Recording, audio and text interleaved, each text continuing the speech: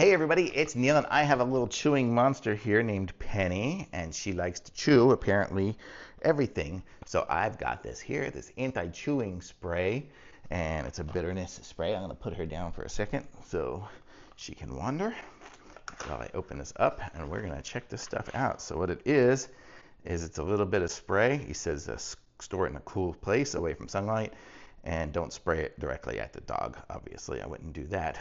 And it just makes it taste kind of yucky. Anti-scratch uses the smell that friends can't stand, but it makes people feel comfortable. So continue to use it, and you won't have your dog chewing and scratching. I guess it would work for a cat too, probably, to stop them from scratching.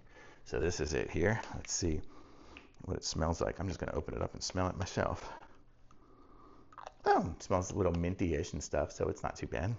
So this is what it is. So it's the Pet Anti-Chew. So we're going to give this stuff a try around, and hopefully it'll work. So thumbs up.